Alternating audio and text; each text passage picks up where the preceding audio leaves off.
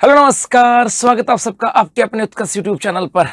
RPSC FSO की नई भर्ती 2026 जल्द आने वाली। ऐसा क्यों कह रहा हूं? क्योंकि आप लोगों ने रिसेंटली एक नोटिफिकेशन पढ़ा होगा। नोटिफिकेशन का मतलब एक सूचना पड़ी होगी कि आरपीएससी को अभ्यर्थना भेजी जा चुकी है। तो इस एफएसओ भर्ती के लिए हम लोग चर्चा करने वाले हैं कि इसकी योग्यता क्या रहने वाली, इसके अलावा इसका सिलेबस क्या रहने वाला है, टोटल पोस्ट कितने आने वाली है और इसका साथ एग्जाम पैटर्न क्या होने वाला है, और इसके अलावा कैसे उत्कर्ष क्लासेस आप लोगों के लिए साथ खड़ा है इस एफएसओ के एग्जाम के लिए, कैसे आपकी तैयारी को बेहतर बनाया जा सकता है ताकि आपके इस बार 2026 की इस वैकेंसी के अंदर आपकी सफलता को सुनिश्चित किया जाए। तो चलो करते हैं अपने सेशन की शुरुआत। जी हाँ, बेसिकली मैं सबसे पहले तो आप लोगों के लिए छोटी सी खबर लेकर के आया और वो खबर ये है, इसी को मैंने नोटिफिकेशन बोला था, इसी खबर की बात करें कि हाल ही के अंदर एक सूचना आई थी कि राजस्थान के अंदर हर एक ब्लॉक के अंदर फूड सेफ्टी ऑफिसर की नियुक्ति की जाएगी, अर्थात 100 एफएसओ अधिकारियों की नियुक्ति यहाँ पर की जाएगी और इसके लिए नई भर्तियां यहाँ पर होने वाली है और इसकी अभ्यर्थना आरपीएससी को भेजी जा चुकी है। मतलब मिलावट पे वार के लिए 100 एफएसओ की भर्ती होने वाली है, हर ब्लॉक में तैनाती होगी और आरपीएससी को अभ्यर्थना जल्द भेजी जा चुकी है। मतलब भेजी जा चुकी, मतलब भेजने की कोशिश कर रहे हैं कि भाई भेज देंगे, आज नहीं तो कल परसों में भेज देंगे। अर्थात सीधी सीधी बात यह है कि सरकार चाह रही है कि भैया 100 एफएसओ हमें मिले ताकि उनकी हर ब्लॉक में नियुक्ति की जा सके, ताकि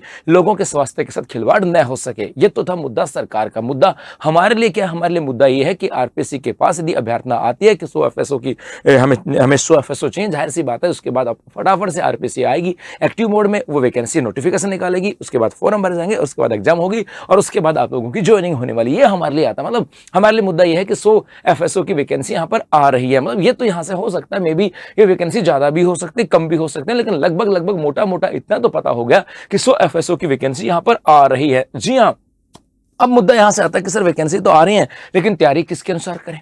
हमारा इसका सिलेबस क्या, हमारा इसके लिए एलिजिबिलिटी क्या होनी चाहिए, कौन कौन तैयारी कर सकता है, उसकी एज क्राइटेरिया क्या होना चाहिए, इसके अलावा कौन कौन बच्चे इसमें फॉर्म भर सकते हैं और उसका सिलेबस क्या हो सकता है, ये भी थोड़ा सा हमें पता हो तो फिर मजा आ जाए, क्योंकि उसी के अकॉर्डिंग तैयारी करें तो फिर मजा अलग है। कहीं ऐसा नहीं हो कि हम लोग तैयारी प्रारंभ कर दें और बाद में एग्जाम से फॉर्म में भर ही नहीं पाए, हमारी जो एजुकेशन क्वालिफिकेशन हम लोग उससे डिवार हो जाए। तो सब बातों की चर्चा यहाँ पर करने वाले हैं। बेसिकली यदि क्या रहेगी एलिजिबिलिटी, क्या रहेगी एलिजिबिलिटी का मतलब है एज ए एजुकेशन क्वालिफिकेशन की मैं बात कर रहा हूँ। और पिछली भर्ती के अनुसार जो हमारी लास्ट एफएसओ की भर्ती जो आई थी उसके अनुसार यदि बात करें तो यहाँ पर कहा गया था a degree in food technology और डेयरी टेक्नोलॉजी और बायोटेक्नोलॉजी और ऑयल टेक्नोलॉजी और एग्रीकल्चर साइंस और वेटनरी साइंस और बायोकेमिस्ट्री और माइक्रोबायोलॉजी, है ना, और मास्टर डिग्री इन केमिस्ट्री और degree in medicine from a recognised university. मतलब यहाँ पर ये था कि भैया आपके पास ये डिग्री होनी चाहिए। इसके अलावा कहा गया था या आपके पास हो सकता है, यहाँ से हो सकता है कि आप फूड अथॉरिटी के अंदर आपने यहाँ पर कोई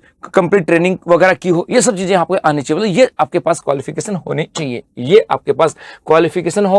और यहाँ पे कहा गया था कि भैया has successfully completed training as a specified by the food authority in recognised institution और institution approved for the purpose. जी हाँ, इसके लिए तो मतलब बेसिकली कहें ये आपके बेसिक आपकी एजुकेशन क्वालिफिकेशन थी, ये यहां से कहा गया था। लेकिन अब कुछ यहां पे चेंजेस किए गए। सर चेंजेस क्या किए गए? तो अभी हाल ही के अंदर FSSI food safety and standard authority of India के द्वारा हाल ही के अंदर एफएसओ एलिजिबिलिटी को लेकर के एक नई सूचना जारी की गई और कहा गया कि इन सभी विषयों के अभ्यर्थी भी योग्य होने वाले हैं। मतलब पर्टिकुलर उन्होंने कुछ विषय बताया कि इन सभी विषयों के अभ्यर्थी भी इसके लिए योग्य होने वाले हैं। और वो विद्यार्थी कौन कौन हो सकते हैं और कौन कौन से सब्जेक्ट के हो सकते हैं? तो कहा गया कि निम्नलिखित में से किसी भी विषय में किसी मान्यता प्राप्त विश्वविद्यालय या संस्थान से स्नातक, स्नातकोत्तर या डायरेक्टर की या डॉक्टर की उपाधि होनी चाहिए। अर्थात पर्टिकुलर कुछ सब्जेक्ट दे रखे हैं, इसके अंदर आप ग्रेजुएट हो या पीसी हो या आपके पास डॉक्टर की डिग्री है तो आप लोग इसके लिए एलिजिबल हो। जैसे यहाँ पर खाद्य प्रौद्योगिकी, खाद्य विज्ञान एवं प्रौद्योगिकी, खाद्य इंजीनियरिंग, खाद्य प्रक्रिया इंजीनियरिंग, खाद्य प्रक्रिया इंजीनियरिंग प्रबंधन,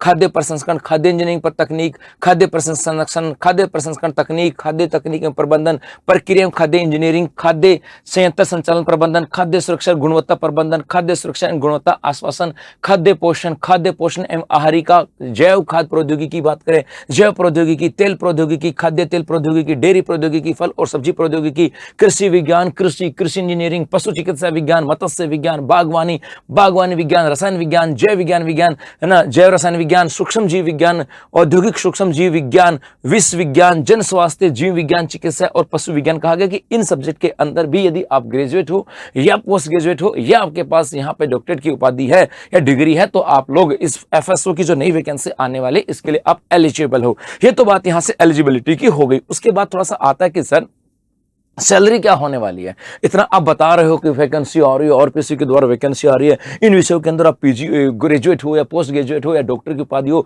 तब आप फॉर्म अप्लाई कर सकते हो। इसके अंदर सिर्फ मोटी सैलरी वाली नौकरी होगी। तो भाई इसकी बात करें, वेतन पे मैट्रिक्स लेवल की बात करें तो ये पे मैट्रिक्स लेवल L11 के अंदर आती है, L11 में आती है और इसका पे ग्रेड 4200 रुपए होने वाला है। लेकिन हाँ, शुरुआती 2 वर्ष के अंदर आपको फिक्स पे यहाँ पे दिया जाएगा और उसके बाद जैसे प्रोविजन कार्ड आपका प्रोविजन ईयर जो है ना आपका पूरा होगा, प्रोविजन ड्यूरेशन पूरी होगी, उसके बाद आपको 4200 पे ग्रेड के साथ आपको यहाँ पर नौकरी दी जाएगी, मतलब आपको सैलरी दी जाएगी। उसके बाद आता है सर यहाँ पर अच्छी बात है, ये तो आपने बता दिया, अब ये भी बता दो कि इसमें फॉर्म कौन भर सकते हैं। तो भैया 18 से लेकर के 40 साल का जो व्यक्ति है वो यहाँ पे फॉर्म अप्लाई कर सकता है। इसके अलावा जो कैटेगरी वाइज एज रिलैक्सेशन होता है वो आपको अलग से दिया जाता है। उसके बाद यहाँ से आता है एग्जाम पैटर्न। सबसे इंपॉर्टेंट जो मुद्दा आता है वो आता है एग्जाम पैटर्न। सर हमारे पास जो डिजायरेबल जो एजुकेशन क्वालिफिकेशन है वो भी है, सर हमारे पास जो डिजायरेबल एज क्राइटेरिया आता है वो भी है, लेकिन मुद्दा यहां से आता है एग्जाम पैटर्न क्या है और उसकी तैयारी कैसे करें। जी 2 सबसे बड़े मुद्दे होते हैं, क्योंकि सबको पता होता है कि फॉर्म तो बहुत सारे लोग भरते हैं ना भाई,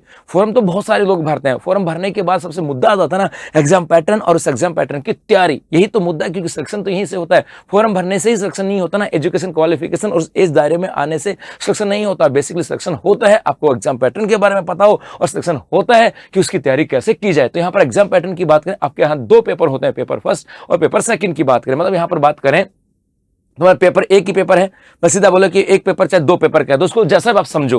यहाँ 2 पार्ट होते हैं, मतलब पेपर एक कह दो, 2 एक जीके का होता है और एक आपके सब्जेक्ट का होता है। चाहे कह दो एक ही पेपर है, उसके 2 हिस्से होते हैं, एक जीके और एक आपका सब्जेक्ट, मतलब जैसा आपको सुटेबल लगे कि सर एक ही पेपर है 150 नंबर का। जी हाँ, चाहे ऐसे कह दो कि 150 नंबर का एक ही पेपर होता है, जिसके अंदर 150 नंबर का पेपर होता है, जिसमें ए पार्ट में 40 क्वेश्चन जीके के आते हैं, 110 क्वेश्चन आपके सब्जेक्ट के आते हैं। चाहे ऐसे कह दो कि सर 2 पेपर होते हैं, एक जीके का और एक आपके सब्जेक्ट का, जैसा आपको समझ में आए। जी तो यहां पर आपका पेपर हुआ, उस पेपर के अंदर आपके 2 पार्ट हैं। पार्ट ए यहां पर जीके होता है और जीके भी सिर्फ और सिर्फ किसका, राजस्थान का जीके, 40 क्वेश्चन आते हैं, 40 नंबर का होता है। और बी पार्ट के अंदर आपके कंसर्न सब्जेक्ट, जिस सब्जेक्ट से आप हो उस सब्जेक्ट के आपके जो सब्जेक्ट यहां पर है उसके अंदर यहां पर आगे बताऊंगा आपके कौन कौन से कंसर्न सब्जेक्ट है, उनकी बात करेंगे। और उनके 110 क्वेश्चन आते हैं 110 नंबर के, तो टोटल 150 क्वेश्चन होते हैं, 150 नंबर के होते हैं। और यहाँ पर ये आपके होते हैं मल्टीपर्पज की आपके अधिकार के मल्टीपल चॉइस वाले होते हैं, मतलब आपके A B C D option वाले होते हैं। और यहाँ पर 1/3 नेगेटिव मार्किंग भी दी जाती है। यदि आप प्रश्न गलत करके आओगे तो 1/3 नेगेटिव मार्किंग यहाँ पर होने वाली है। तो बेसिकली आपका पेपर होगा, उसके अंदर 150 क्वेश्चन होंगे, 150 नंबर का होगा, 40 क्वेश्चन जीके के होंगे, राजस्थान का जीके होगा और 110 क्वेश्चन आपके कंसर्न सब्जेक्ट के होने वाले हैं। सर यहाँ पर राजस्थान के जीके में क्या क्या हो सकता है, तो राजस्थान के जीके के अंदर राजस्थान का इतिहास, कला, संस्कृति है, राजस्थान की दृश्य कला है, राजस्थान की प्रदर्शनी कला है, इसके अलावा राजस्थान का भूगोल होगा, राजस्थान का भूगोल है, प्राकृतिक संसाधन है, सामाजिक आर्थिक विकास है, राजस्थान और भारत की वर्तमान घटनाएं, मतलब ये आपके हम बात करें आपके करंट अफेयर्स की बात करें, ये आपके यहां से आने वाला। उसके बाद यूनिट बी की बात करें, जो सबसे इंपॉर्टेंट होता है, सबसे इंपॉर्टेंट जो होता है आप लोगों का कंसर्न सब्जेक्ट, क्योंकि इसका रोल बड़ा होता है, 110 नंबर का रोल होता है, यहाँ पर 110 क्वेश्चन होता है, 110 नंबर का रोल होता है, तो बड़ा रोल है, तो ये इंपॉर्टेंट है यहाँ से। जैसे इसके अंदर यूनिट फर्स्ट के अंदर रासायनिक बंधन, बल, पीएच, बफर की अवधारणा है, एल्कोहल, फिनोल, एल्डिहाइड है, शुद्धिकरण के तरीके हैं, समाधान है। यूनिट सेकंड के अंदर भोजन से जुड़े सूक्ष्म जीवों के प्रकार की बात करें, किण्वन है, डेयरी किण्वन क्या होती है, ये सब यहाँ से आने वाले हैं। उसके बाद में जैसे आपके यूनिट 3 में जैव अणु है, एंजाइम्स हैं, खनिज है ना, इसके अलावा पशु और पौधों के विषाक्त पदार्थ हैं, विषाक्त पदार्थ हैं, ये चीजें यहाँ से आने वाली। इसके अलावा यूनिट 4 की बात करें, इसके अंदर वर्गीकरण की बात करें, जैसे भैया मानव द्वारा भोजन के रूप में किए जाने वाली जो फाइनल है पौधे, उनका उपयोग है, इसका संचार प्रणाली है, तंत्रिका तंत्र है, पेशी प्रणाली है ना, एंड्रोक्राइन सिस्टम है, रोग है, ये सब चीजें यहाँ से आ जाते हैं। इसके अलावा यूनिट 5 की बात करें, आनुवांशिक रूप से संशोधित पौधे जानवर हैं, पौधे और पशु उत्तक संस्कृति उसका अनुप्रयोग है, जीएम फसलें हैं, पर्यावरण जैव प्रौद्योगिकी है, माइक्रोबिलियन है, सांख्यिकी विश्लेषण है, सहसंबंध की बात की जाती है। यूनिट नंबर 6 की बात करें, राजस्थान के संदर्भ में कृषि की बात की जाती है, शुष्क कृषि क्या होती है, वानिकी कृषि क्या होती है, मिट्टी कैसी है उनकी बात है, बागवानी कृषि क्या होती है, मसाले हैं, औषधीय फसलों की बात करें, राजस्थान के संदर्भ में यहाँ पे कुछ बात की गई। इसके अलावा यदि यूनिट नंबर 7 की बात करें, राजस्थान की अर्थव्यवस्था में पशुधन के बारे में है, पशुधन क्या होता है, कृत्रिम गर्भाधान को लेकर के है, प्रयोगशालाओं की बात करें, दूध उत्पादन की बात करें, उसकी गुणवत्ता को लेकर के, उसकी प्रसंस्करण को लेकर के। और यूनिट नंबर 8 की बात करें, यहाँ पर आपके राजस्थान और भारत में खाद्य प्रौद्योगिकी की को लेकर के यहाँ से आ जाता है। फूड प्रोसेसिंग की बात करें, एग्रो फूड पार्क है, मेगा फूड पार्क है, वो सब यहाँ पर आ जाते हैं। मतलब कुल मिलाकर के यहाँ से बात करें जी, कुल मिलाकर यहाँ से हम बात करें कि आपके यहाँ पर एक पेपर होगा चाहे दो पेपर, इसको ऐसे समझो कि दो पेपर समझो, मतलब मुद्दा ऐसे समझो, दो पेपर हैं आपके, एक पेपर होगा आपके जीके का और एक होगा आपके सब्जेक्ट का। जीके वाले में 40 क्वेश्चन होंगे और 40 नंबर का होगा, और सब्जेक्ट का आपके 110 क्वेश्चन होंगे, 110 नंबर का होगा। पेपर एक ही होगा लेकिन उसको दो आपको समझने पड़ेंगे, क्योंकि जीके भी पढ़ना पड़ेगा और आपको आपका सब्जेक्ट भी पढ़ना पड़ेगा, और उसको उसी कॉन्सेप्ट से पढ़ना पड़ेगा कि हमें दो पेपर है और दोनों के अंदर ही तगड़ा स्कोर करना, नहीं बाकी हम क्या समझते हैं पता है। यदि मैं इस बात को ऐसे बोलूं ना कि आपके एक पेपर होगा, मैं कहूं कि सर आपके एक पेपर होगा, 150 क्वेश्चन आएंगे, 150 में 40 एक होंगे और 110 एक होंगे, तो बच्चा सोचता है सर मैं यहाँ पे 100 ले आऊंगा, तो 150 में से मेरे 100 आ गए, मजे आ गए। अरे भैया 150 में से 100 आ गए है ना, फिर बच्चा यहाँ पर मेहनत करना छोड़ देता है। तो यहाँ पर मैंने कहा दो होंगे, तो सोचेगा अच्छा सर 40 नंबर का एक होगा, इसको समझना कि सर एक 40 नंबर का होगा जीके का, इसका मतलब सर मुझे भी यहाँ पर भी 35 तो लेकर के आने हैं, तो 35 यहाँ लेकर के आने हैं और 110 में से 100 यहाँ लेकर के आने हैं, और 135 हो गया। यदि माइंड में ये होगा ना कि दो पेपर है और दो पेपरों के अंदर यदि हमें काम करना है तो फिर हमारा मामला सेट हो जाएगा। अब आता सर एफएसओ में सफलता के लिए उत्कर्ष ही क्यों? मैं हमेशा कहता हूं कि उत्कर्ष हमेशा आप लोगों के साथ है, उत्कर्ष आप लोगों के साथ हमेशा थी, रहेगी भी, चाहे वो एग्जाम के टाइम में यूट्यूब के ऊपर फ्री क्लासेस के रूप में हो, वो फ्री क्लासेस मैराथन के रूप में भी हो सकते हैं, जगराता के रूप में भी हो सकते हैं, वो इसके अलावा ऐप के अंदर आपके लिए फ्री टेस्ट सीरीज हो जाती है, उसका वीडियो सॉल्यूशन हो जाता है, या वहां पे कंटेंट जो आपको फ्री में मिल जाती है, या आपको पर्टिकुलर एक कोड के साथ 1,500-700 प्रश्नों का विस्तृत व्याख्या आपको मिल जाती है ताकि आपकी तैयारी बेहतर हो सके। मतलब उत्कर्ष हमेशा विद्यार्थी हित के साथ खड़ा रहा है। अब मुद्दा यहां से आता है कि सर एफएसओ में सफलता के लिए उत्कर्ष ही क्यों? तो इसके लिए प्रत्यक्ष नहीं प्रत्यक्ष को प्रमाण की आवश्यकता नहीं होती, और उसका रिजल्ट ये है कि वर्ष 2022 की आरपीएससी एफएसओ जो वैकेंसी आई थी उसके अंदर टॉप 10 में से 8 विद्यार्थी हमारे उत्कर्ष से थे। जी हाँ, वो कहता ना कि भैया किसी चीज को कहने के लिए मैं ये कहूं कि उत्कर्ष ही खास क्यों है, उत्कर्ष ही खास क्यों है, उसके लिए मैं नहीं बोलूंगा, यहां पर मेरा रिजल्ट बोलेगा, क्योंकि यहां पर हमारे टॉप 10 में से 8 जो बच्चे थे वो उत्कर्ष के साथ जुड़े हुए थे, और वो टॉप 10 में से यदि 8 उत्कर्ष के साथ थे तो अगली बार उसी टॉप 10 में से 8, 9, 10 वो आप हो सकते हो और आपकी फोटो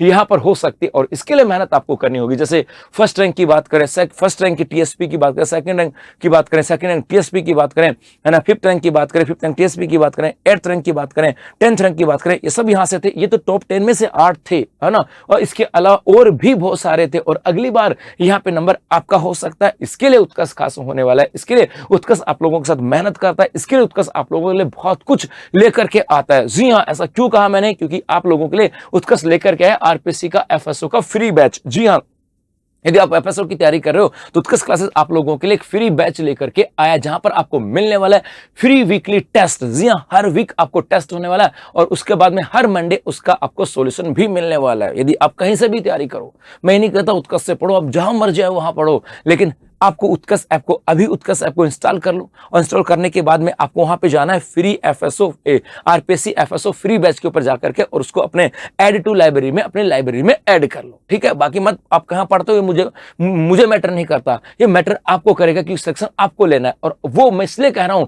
आपको मैटर इसलिए करता है क्योंकि उत्कर्ष जैसी क्वालिटी और उत्कर्ष जैसी अफोर्डेबल फीस के अंदर घर बैठे शिक्षा कोई दूसरा दे ही नहीं सकता, तो वो तो आपको पता है, तो इसलिए ना मुझे वो मैटर नहीं करता, वो मैटर आपको करेगा, क्योंकि अगली बार फोटो आपको छपवानी है, फोटो आपको छपवानी, इसके लिए मेहनत आपको करनी है। हम तो सिर्फ आपके साथ कंधे से कंधा मिला करके खड़े हैं, हम तो सिर्फ आपको मोटिवेट कर सकते हैं, हम आपको रास्ता दिखा सकते हैं, लेकिन हाँ सब कुछ आपको करना है। तो एक काम आपको करना है, अभी उत्कर्ष ऐप डाउनलोड करना और वहां पे जाकर के आरपीएससी एफएसओ फ्री बैच से ना अपने ऐड टू लाइब्रेरी करके लाइब्रेरी में एडिट करना, और वहां पर हर संडे को आपको फ्री वीकली टेस्ट, मतलब हर एक वीक में आपको एक टेस्ट देना ही देना है। ठीक है, एक टेस्ट देते रहो, उससे प्रैक्टिस होती रहेगी और उसका सॉल्यूशन भी आपको मिल जाएगा, अर्थात उसे चीजें आपको समझ में आती जाएंगी। जी हाँ, तो आपको यहाँ पर ये आने वाला है, यहाँ पर लाइव और रिकॉर्डेड डेमो क्लासेस आपको यहाँ पर मिलने वाली है, गाइडेंस सेशन आपको यहाँ पर मिलने वाला है कि कैसे तैयारी करें, पर्टिकुलर किस यूनिट की कैसे तैयारी करें, किस सब्जेक्ट की कैसे तैयारी करें, स्टडी मटेरियल और आपको स्टडी सिलेबस पीडीएफ आपको मिलने वाली है, प्रीवियस ईयर के क्वेश्चन पेपर आपको मिलने वाले, और इसकी वैधता 6 महीने रहने वाले। मतलब आपको इसके माध्यम से ये तो पता लग जाएगा तैयारी कैसे करनी है, प्रीवियस ईयर में कैसे क्वेश्चन आए थे वो आपको पता लग जाएगा, आपका सिलेबस क्या है ये पता लग जाएगा, और उसके साथ साथ फ्री जो आपको 6 महीने के, मतलब हर एक महीने के अंदर 4 टेस्ट हुए, तो 6 महीने में 24 टेस्ट आपको घर बैठे 24 टेस्ट देने का मौका मिलेगा, और वो भी फ्री ऑफ कॉस्ट, और उसके साथ उसका आपको सॉल्यूशन भी मिलने वाला है। और इसके अलावा यदि आप सीरियस होकर के तैयारी कर रहे हो कि सर इस बार सिलेक्शन लेना है, तो उत्कर्ष क्लासेस लेकर के आप लोगों के लिए आरपीएससी का एफएसओ का जी हाँ एक लाइव फ्रॉम स्टूडियो बैच, जी हाँ लाइव फ्रॉम स्टूडियो बैच, जिसकी स्टैंडर्ड की फीस है मात्र 2610 रुपए। जी हाँ, यहाँ पर इसकी फीस 1200 रुपए थी, लेकिन यहाँ पर इस उत्कर्ष आजादी महोत्सव के अंदर इसकी फीस होगी 3000 रुपए, और उसके बाद में इस 3000 के ऊपर भी NG13 कूपन कोड अप्लाई करने के बाद ये फीस हो गई आपके 2610 रुपए। तो यदि आरपीएससी एफएसओ की तैयारी कर रहे हो तो हमारा स्टैंडर्ड बैच मिल रहा है आपको मात्र 2610 रुपए में, और प्राइम बैच मिल रहा है 3306 रुपए। उत्कर्ष ऐप में जाकर के इसे परचेज कर लीजिएगा, क्योंकि मौके बार बार नहीं मिलते। वो कहते हैं ना कि भैया बाद वाले बच्चों को वही मिलता है जो पहले वाले बच्चे छोड़ के चले जाते हैं। जी हाँ, इसके अलावा यदि आप किसी एग्जाम की तैयारी करो तो उत्कर्ष आजादी महोत्सव 21 अगस्त तक, जहां पर उत्कर्ष ऐप में ऑनलाइन जितने भी बैच है वहां पर आपको दिया जा रहा है अप टू 90% तक का डिस्काउंट। इसके अलावा 13% की अतिरिक्त छूट NG13 कूपन कोड अप्लाई करने पर, और इसके साथ साथ आपको 100% रिवार्ड कॉइन भी आपको जीतने का मौका दिया जा रहा है। तो मेरी ओर से और पूरे उत्कर्ष परिवार की ओर से आप सभी को एफएसओ में सिलेक्शन की अग्रिम शुभकामनाएं। धन्यवाद।